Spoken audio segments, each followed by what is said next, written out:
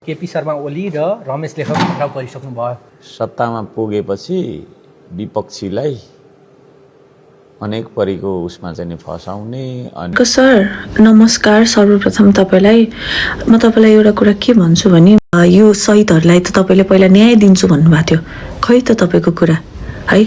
आज मेरो साह्रै मन दुखेको छ, त्यही भएर मैले तपाईँ सामु यो सेयर गर्छु। पूर्व प्रधानमन्त्री केपी शर्मा ओली र रमेश लेखकको पक्राउपछि हर्क साम्पाङले प्रतिशोध भएको धारणा राखेपछि जीएनजी आन्दोलनमा भाइ गुमाएकी रसीकी दिदीले हर्क साम्पाङलाई यस्तो नबोल्न आग्रह गरेकी छिन्। उनले हर्क साम्पाङले हरेक पटक रेस्पेक्ट गर्ने गरेको र जीएनजी आन्दोलन पश्चात हर्क साम्पाङ प्रधानमन्त्री हुनुपर्छ या गृहमन्त्री हुनुपर्छ भनेर भित्री रूपमा आफूले सपोर्ट गरेको उनले बताएकी छिन्। मलाई उहाँ हुनुपर्ने हो, किन हुनु भएन भनेर कतिचोटि कति ठाउँमा प्रश्न मैले राखेँ, तपाईलाई भित्रबाट कति समर्थन मैले गरेँ।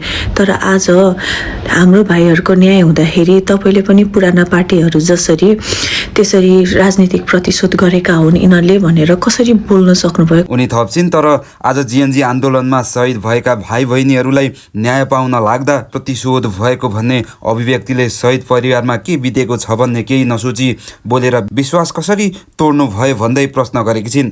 कसरी भन्न सक्नुभयो? तपाईले हाम्रो विश्वास कसरी तोड्न सक्नुभयो हर्क सर? साह्रै मन दुखाउनु भयो आजको दिन आएर तपाईले। त्यस्तै तपाईँ पनि नयाँ पार्टीबाट आउनु भएको तर पुरानो पार्टी जस्तो भएको प्रतिक्रिया पनि उनले दिएकी छिन्। साह्रै मन दुखेको छ। त्यसै गरी शहीद परिवार घाइते भाइहरू कतिको मन दुख्या होला तपाईँ आफै सोच्नु होला। तपाईलाई लाग्दो हो मैले जे बोले नि हुन्छ, यिनीहरूले समर्थन गरिहाल्छ, मेरो सपोर्टर छँदैछ, एउटा दुईटा जाबा नभएर के हुन्छ भने त्यसो नसोच्नु होला। एउटा दुईटाले पनि धेरै फरक पार्छ।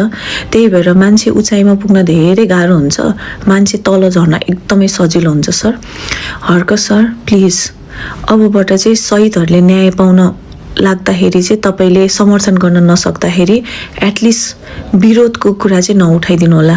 तपाईले त पुरानालाई सपोर्ट गरे जस्तो भयो। तपाईँ पनि त एउटा नयाँ पार्टी हो होइन? किन तपाईले यो शहीदहरूलाई त तपाईले पहिला न्याय दिन्छु भन्नुभएको थियो। खै त तपाईँको कुरा है। आज मेरो साह्रै मन दुखेको छ, त्यही भएर मैले तपाईँ सामु यो सेयर गरेँ।